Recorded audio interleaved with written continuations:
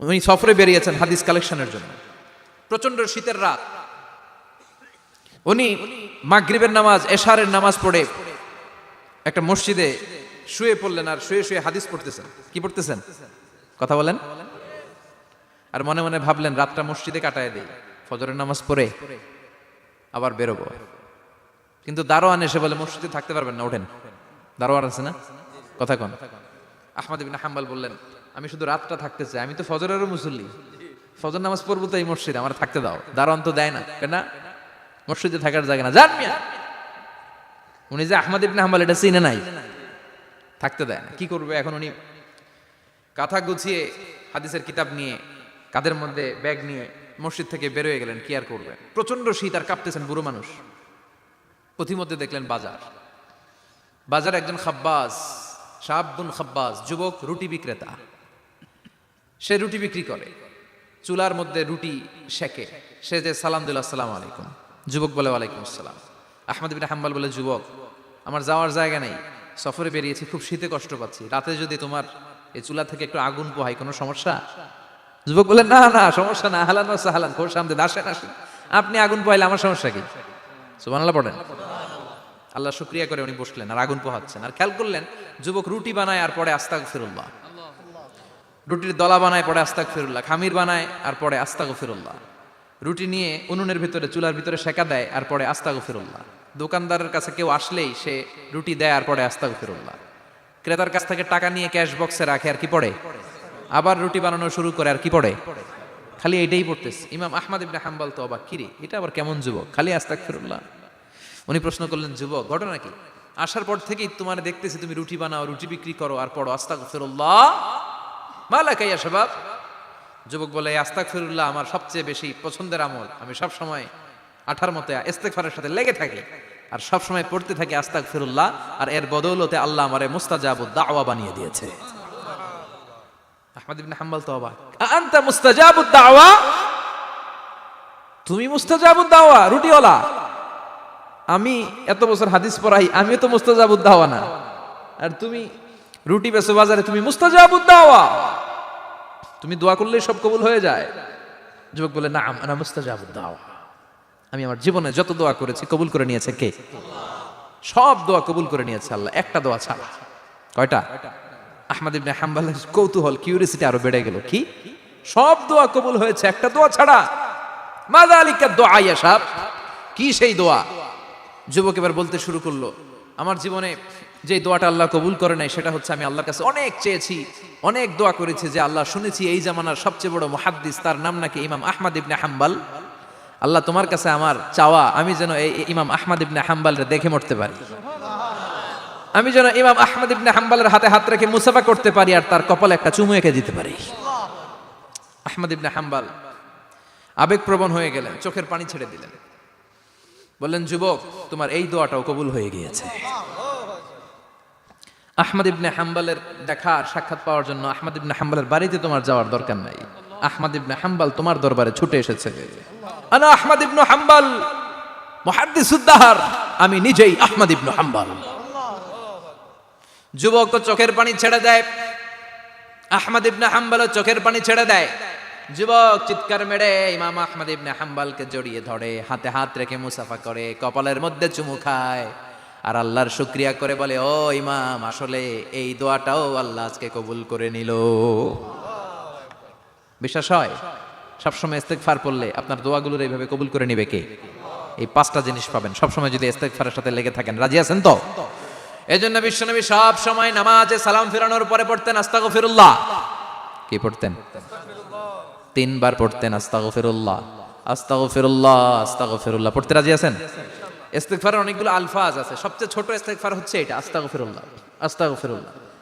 আরো আছে আস্তাগফিরুল্লাহ আল্লাযী লা ইলাহা ইল্লা হুয়াল হাইয়ুল কাইয়্যুম আতুবু ইলাইহি। বিশ্বনবী বলেন এই ইস্তেগফারটা যদি কেউ পড়ে, আত-তাওয়াল্লি মিন ইয়াউমিজ যাহাফ, যুদ্ধের ময়দান থেকে পালিয়ে আসা কবিরা গুনাহ। কি গুনাহ?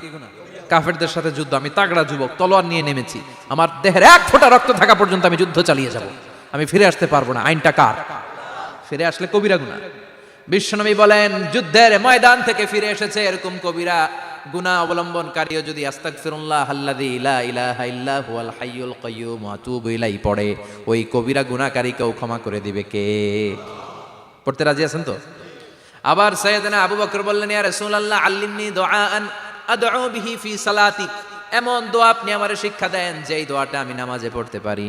বিশ্বনবী বললেন, পড়ো আল্লাহুম্মা ইন্নী যালামতু নাফসি যুলমান কাসীরান ওয়া লা ইয়াগফিরুয যুনুবা ইল্লা আনতা ফাগফিরলি মাগফিরাতাম মিন ইনদিক ইন্নাকা আনতাল গফুরুর রহিম। সুবহানাল্লাহ পড়ে। এটাও ইস্তেগফার। আমরা এটার বলে দোয়া মাসুরা, সালাম ফেরানোর আগে পড়ি না? যেখানেই ক্ষমা চাওয়ার কথা আছে ওইটারই কি বলে? ইস্তেগফার। আল্লাহুম্মা ইন্নী যালামতু নাফসি, আল্লাহ জুলুম করেছি, যুলমান কাসীরা, অনেক জুলুম। ওয়ালা ইয়াগফিরুয যুনুবা ইল্লা আনতা, তুমি ছাড়া এই গুনাহ ক্ষমা করার তো কেউ নাই। ফাগফিরলি মাগফিরাতাম মিন ইনদিক, তোমার দয়ায় আমারে ক্ষমা করে দাও। ইন্নাকা আনতাল গফুরুর রহিম, তুমি হলা ক্ষমাশীল। ঠিক কি না? এটাও ইস্তেগফার, এটাও পড়বেন। আর এই সব ইস্তেগফারের শ্রেষ্ঠ ইস্তেগফারের নাম সাইয়্যিদুল ইস্তেগফার। যত ইস্তেগফার হতে পারে এর মধ্যে সবচেয়ে শ্রেষ্ঠতম ইস্তেগফার নাম কি? কথা কন। বুখারীর বর্ণনা, শাদ্দাদ ইবনে আউস রাদিয়াল্লাহু তাআলা আনহু বর্ণনা করেন, এই সাইয়্যিদুল ইস্তেগফার দিনের বেলা যে পড়বে ওই দিনে মারা গেলে সে জান্নাতি। এই সাইয়্যিদুল ইস্তেগফার রাতের বেলা যে পড়বে ওই রাতে যদি ইন্তেকাল হয় ওই লোকটা জান্নাতি। মুখস্থ আছে না? কার কার মুখস্থ? হাত তুলেন। মাশাআল্লাহ, তাবারাকাল্লাহ, মাশাআল্লাহ, মাশাআল্লাহ। আর যাদের নাই তাদের হোমওয়ার্ক, তাদের আল্লাহুম্মা আনতা রাব্বি লা ইলাহা ইল্লা আনতা খালাকতানি ওয়া আনা আবদুক ওয়া আনা আলা আহদিকা ওয়া ওয়া'দিকা মাস্তাতা'তু আউযু বিকা মিন শাররি মা সানা'তু আবু'ু লাকা বিনি'মাতিকা আলাইয়া ওয়া আবু'ু লাকা বিযামবি ফাগফিরলি ফাইন্নাহু লা ইয়াগফিরুয যুনুবা ইল্লা আনতা। সুবহানাল্লাহ পড়েন। আজকে রাতে পড়ছেন, মারা গেলে জান্নাতি। চিল্লায় পড়েন আল্লাহু আকবার। এজন্য বিশ্বনবী বলেন, আমার আগের গুনাহ মাফ, পরের গুনাহ মাফ, তারপরেও প্রতিদিন আমি 70 বার তওবা ইস্তেগফার পড়ি। আজকে থেকে পড়তে রাজি আছেন তো? বেশি বেশি ইস্তেগফার পড়া যাবে না? একটু প্রাণ খুলে দিল খুলে আওয়াজ করে পড়েন তো আস্তাগফিরুল্লাহ। আর জোরে পড়েন আস্তাগফিরুল্লাহ।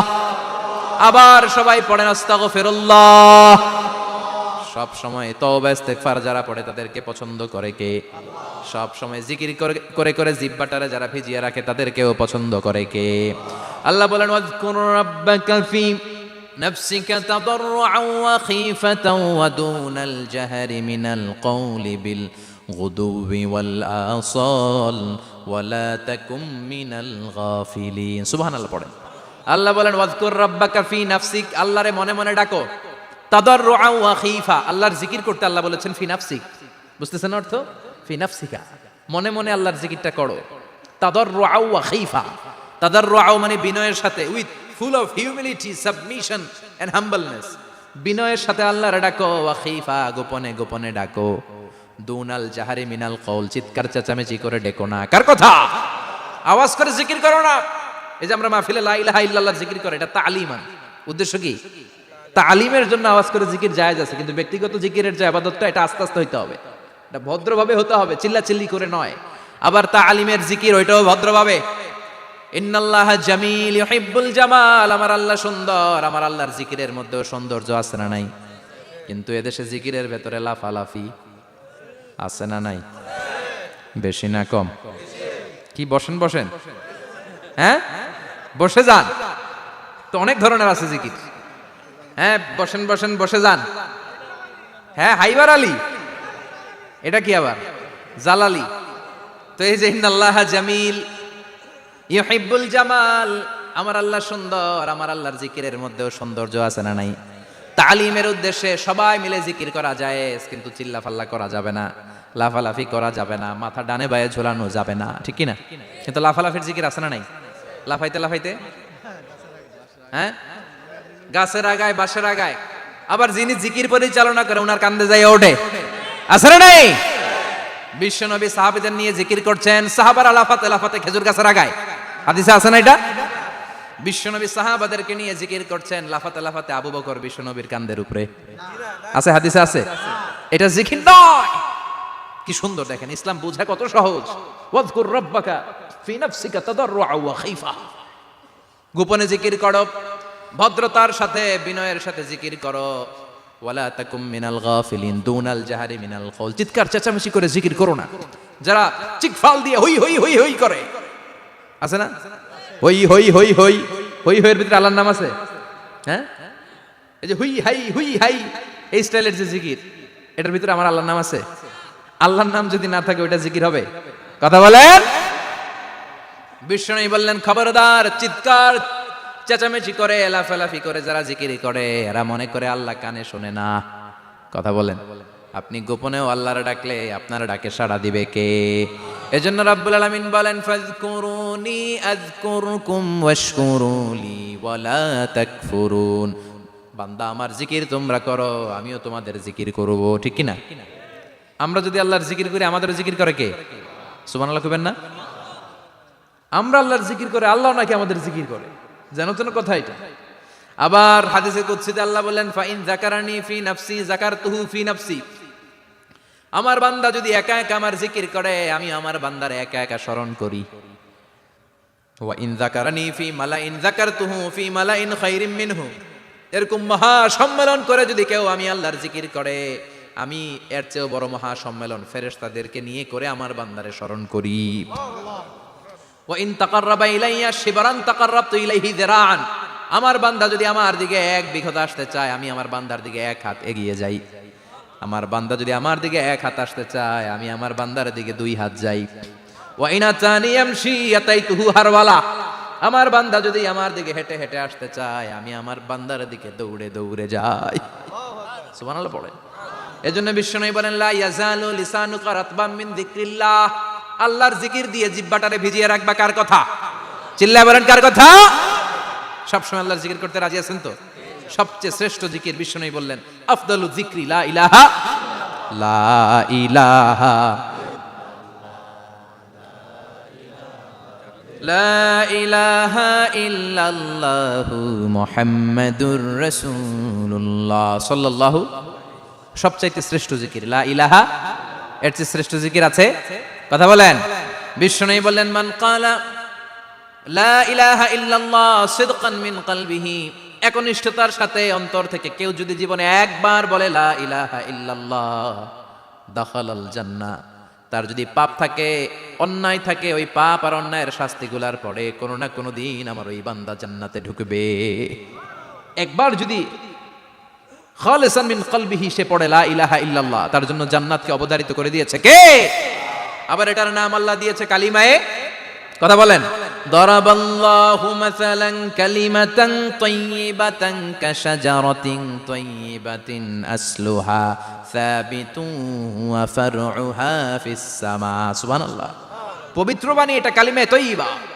আবু সাঈদ আল খুদরি থেকে বর্ণিত, মুস্তাদরিকে হাকিম আর সহিহ ইবনে হিব্বানে এসেছে। বিশ্বনবী বলেন, মুসা আলাইহিস সালাম আল্লাহর একবার প্রশ্ন করলেন, ইয়া রাব আল্লিমনি দুআআন আদউ বিহি।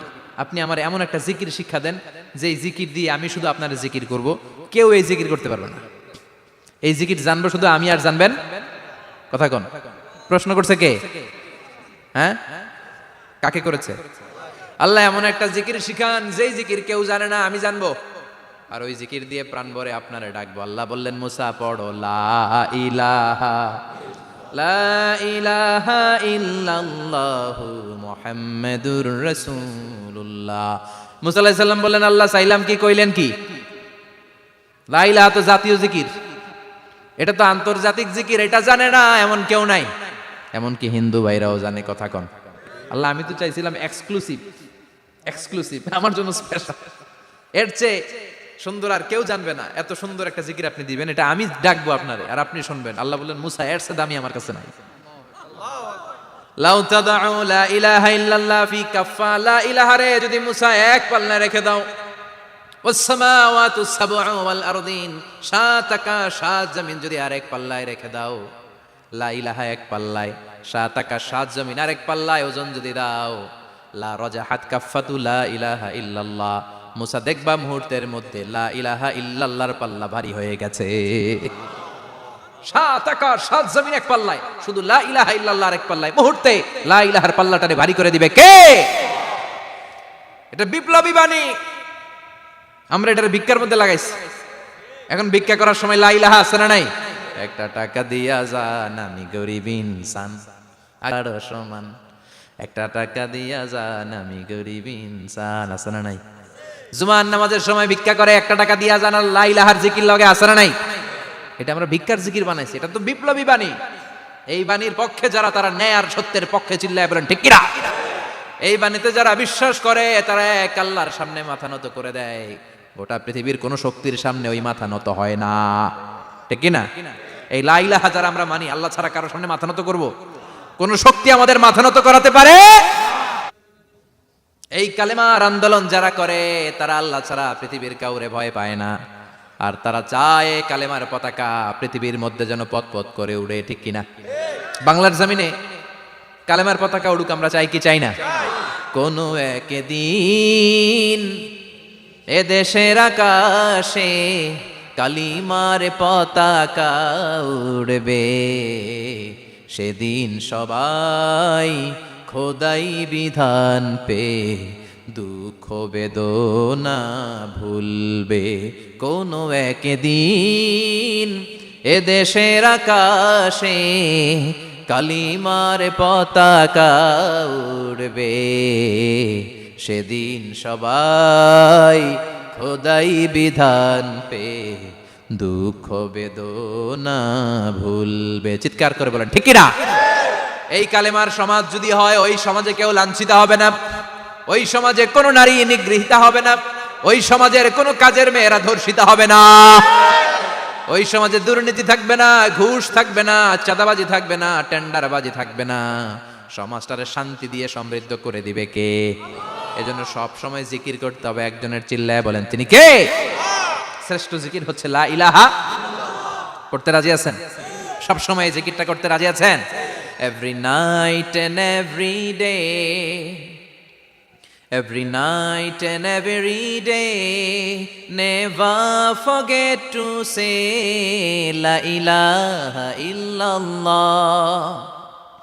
Never forget to say La ilaha illallah. পড়েন, every night and every day, every night and every day, never forget to say La ilaha illallah. Never forget to say La ilaha illallah. Never forget to say La ilaha illallah.